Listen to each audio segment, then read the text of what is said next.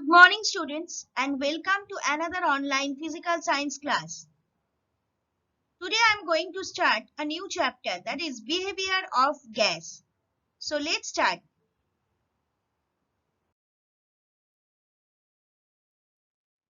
First, we are discussing about physical properties of gases. Matter exists in three states, namely solids, liquids, and gases. According to kinetic theory, the physical state in which a substance exists is determined by the resultant of the disordering effect of thermal motion and the ordering effect of cohesive forces. Gases differ from liquids and solids in two important respects. The voids in between the molecules are larger and the intermolecular attractive forces are much weaker than in solids and liquids. So there are five properties mainly of gases. Low density gases contain scattered molecules that are dispersed across a given volume and are therefore less dense than in their solid or liquid states.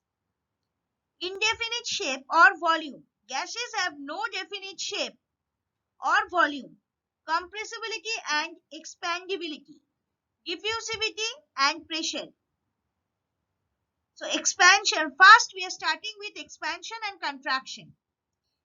When the gas is heated, the molecules gain more energy and move faster and further apart. This causes the volume to increase and that is called expansion of gases. At a lower temperature, the molecules have moved slower and have less energy. They are closer together, causing the volume to decrease. This is called contraction of gases. So from this two terminology, another two terminology will come. That is, first one is expansibility. Gases exhibit unlimited power of expansion. Thus, whatever may be the capacity of the container, the gas occupies the entire space of that container. See the second diagram. Here, one balloon is there. It has been expanded, and before expansion also one picture is there within the bell jar. And the last one is compressibility. The compressibility of a gas is very high. The intermolecular space in a gas being large, the particles can be made to come closer together under pressure. That is why a large amount of air can be pumped into the small volume of a cycle tube or a football bladder. You just see this by a piston, by using a piston, compression of a gas occurs in the third diagram.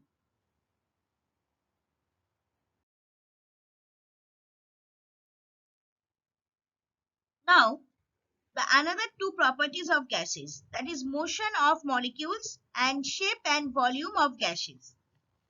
Unlike solid and liquid state, molecules in gaseous state show random motion. That is the reason gases take the shape of container and spread quickly in space. The random motion of molecules in the gaseous state is due to high kinetic energy in molecules. They have weak intermolecular interactions between them. See the first diagram within a box, within a container, box-like container. Gas is there. So pink color arrow actually showing the random movement of the gaseous molecules. A gas is composed of infinite number of molecules. Molecules of gaseous substances move almost freely and exhibit random motion in all directions.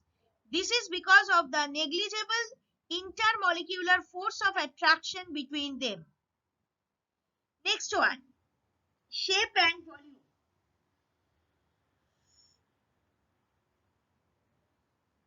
A gas has neither a definite shape nor a definite volume. It takes the shape and volume of the container in which it is kept. It occupies all the available space in the container because the particles can freely move throughout the space.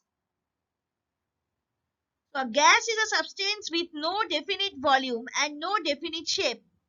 Solids and liquids have volumes that do not change easily. A gas, on the other hand, has a volume that changes to match the volume of its container. The molecules in a gas are very far apart compared with the molecules in a solid or a liquid. Now see the diagram, second diagram. In case of solid, hole shape, fixed volume. In case of liquid, shape of container, free surface, fixed volume. In case of gas, shape of container, volume of the container.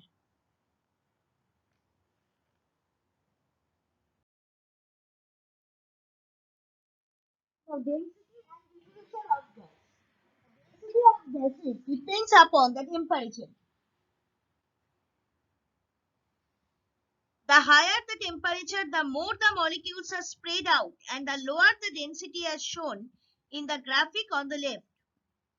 The result is that warm gases rise and cool gases sink. The same concept helps to explain the weather, resulting in high and low pressures. So gases have lower density than the liquids and solids. Now gaseous particles are in constant random motion. Gaseous particles tend to undergo diffusion because they have kinetic energy. Diffusion is faster at higher temperatures because the gas molecules have greater kinetic energy. Diffusion refers to the movement of gas particles through a small hole.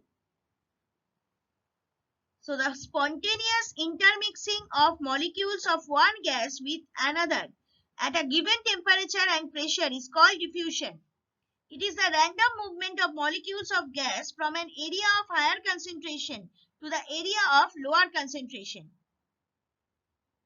See the diagram, purple color molecules and green color molecules are there and it is slowly spreading. That means intermixing. So diffusion occurs. One is from gas A and another one is from gas B. So when two or more gases which do not react with each other are brought in contact, they intermix with one another, forming a homogeneous mixture. This spontaneous mixing of gases, that is intermixing of gaseous molecules with one another, is known as diffusion.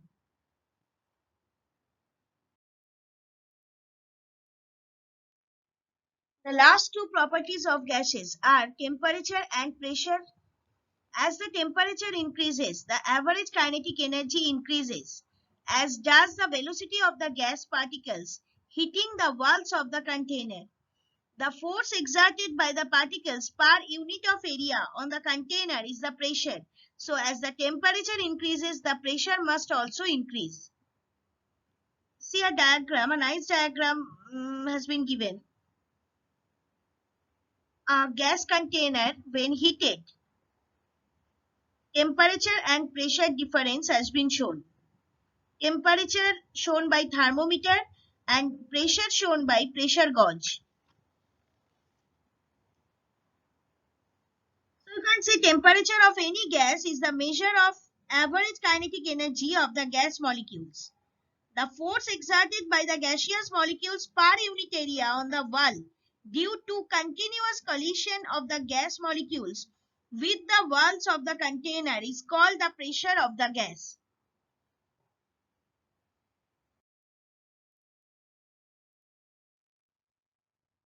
Now units of pressure.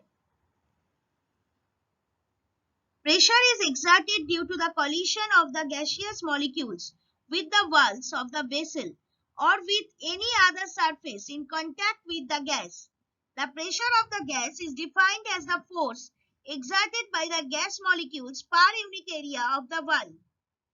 A gaseous substance present in a closed vessel exerts equal pressure on entire portion of the vessel. So unit of area, CGS unit centimeter square, SI unit meter square, unit of force, CGS unit dyne and SI unit Newton. So the most frequently used pressure units are Pascal, PA, kilopascal, kPa, megapascal, MPa, PSI, pound per square inch, torr, mmHg, atm, atmospheric pressure, and bar. The pascal is the standard unit of pressure. A pascal is a very small amount of pressure, so the more useful unit for everyday gas pressure is the kilopascal, kPa. A kilopascal is equal to 1000 pascals. Another commonly used unit of pressure is the atmosphere, that is atm. So the pressure of gas is expressed in the unit of atmosphere, atm. The pressure exerted by a mercury column exactly 76 centimeter long at 0 degrees Celsius and at standard gravity is termed as 1 atmosphere. Pressure exerted by exactly 1 millimeter of mercury column at 0 degrees Celsius and at standard gravity is termed as 1 torr. The commonly used unit of pressure is bar. 1 atm is equal to 1.01325 bar. And pascal is the SI unit of pressure. The pressure exerted when a force of 1 Newton acts on 1 meter square area is called 1 pascal. 1 atm is equal to 76 centimeter Hg equal to 760 millimeter mercury equal to 760 torr. So this is the relation between them. The pressure is also expressed in the unit of pound per square inch or psi. 1 atm is equal to 14.7 psi. So in the diagram, in short, I have mentioned everything like mmHg, millimeters of mercury. Most common pressure tools use column of mercury. Torr, in honor of Torricelli. atm, standard atmosphere pressure. Pa, pascal or kPa, kilopascal. Relationship, again I am telling 1 atm is equal to 760 millimeter mercury is equal to 760 torr equal to 101.325 kilopascal. Example, the pressure of in a container is measured at 927 torr. Convert to atm, millimeter, Hg and pascal.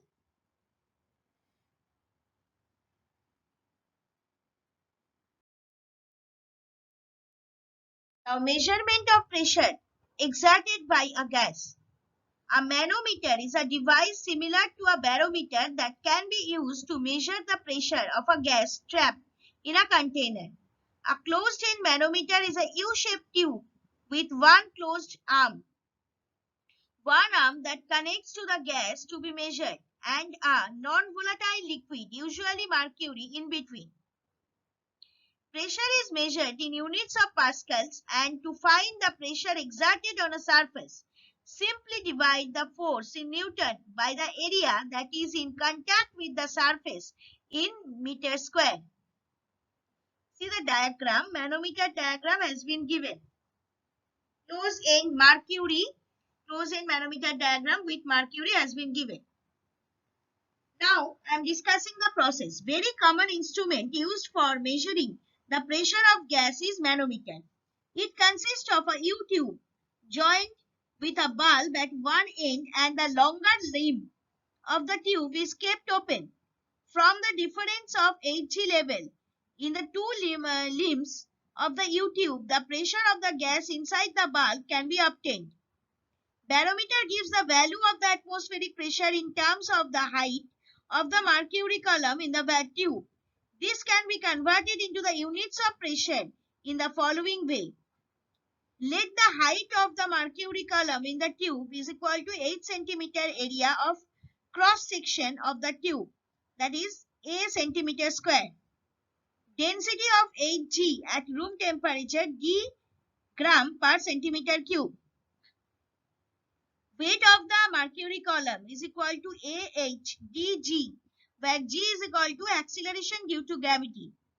Thus, this mass of Hg column is the force acting on area of A centimeter square. So, we know pressure is equal to force by area. So here AHDG by A equal to AA will be reduced, that is it will come HDG. Unit of volume: at a particular temperature and pressure, the volume of a gas closed in a container is equal to the volume of that container at the same temperature and pressure. So SI unit of volume is meter cube. Smaller units are decimeter cube, centimeter cube, etc. The symbol used for liters is L, capital L, and milliliter is small m, capital L. The relationship among different units are that 1 liter is equal to 10 cube milliliter, equal to 10 cube centimeter cube, equal to 10 cube into 10 to the power minus 1 whole cube decimeter cube. That means 1 decimeter cube. So that you can convert this directly. So 1 liter is equal to 1 decimeter cube. And 1 meter cube is equal to 10 to the power 6 centimeter cube, equal to 10 cube decimeter cube, equal to 10 cube liter.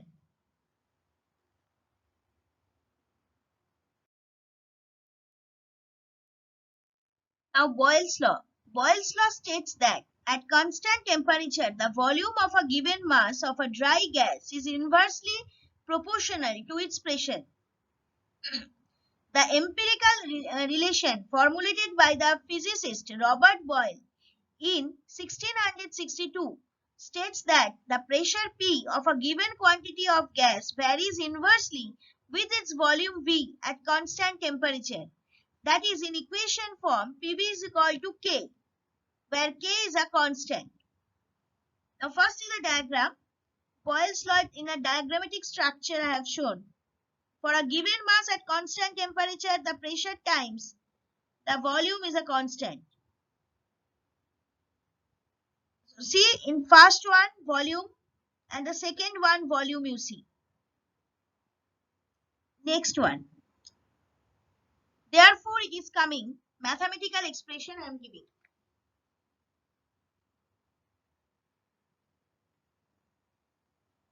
Let the pressure of a definite mass of a gas be P and the volume be V. If the temperature be Tk, capital Tk, that is in Kelvin, then according to Boyle's law, V varies as 1 by P, or else you can write P varies as 1 by V, both the same, when temperature T and the mass m remain constant. So that you can write V is equal to K into 1 by P, where K is equal to proportionality constant, or PV is equal to K. In the diagram also I have shown PV is equal to K. So this is the mathematical expression of Boyle's law. In this equation, K is a constant whose value depends upon the mass and the temperature of the gas.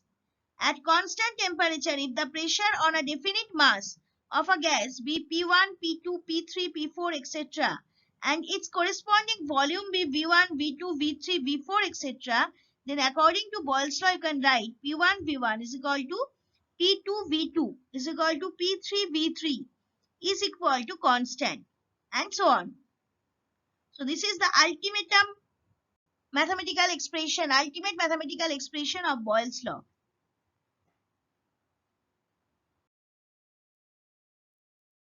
Now, graphical representation of Boyle's law.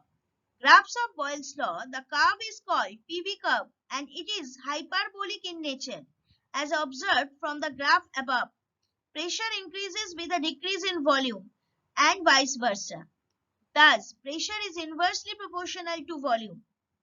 So in first case we are getting PV graph, that is a hyperbola. And the second one, PV versus P, we are getting a straight line.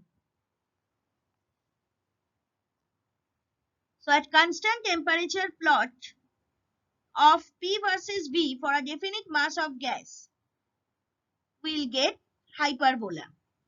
Explanation: PV is equal to K constant. This equation represents a rectangular hyperbolic graph. Hence, when the volume of a definite mass of any gas at constant temperature at different pressures are plotted, taking P as the ordinate and V as the abscissa, a rectangular hyperbola is obtained. In the second case, at constant temperature, plot PV versus P for a definite mass of gas. We'll get a straight line. Explanation. After determining the value of PV at different values of P, if a graph is drawn taking PV as ordinate and P as abscissa, a straight line parallel to P axis is obtained.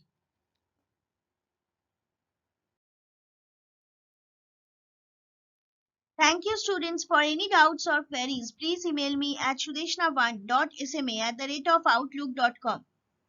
I just want to remind you that please continue your test paper solving and send me the problems if you have.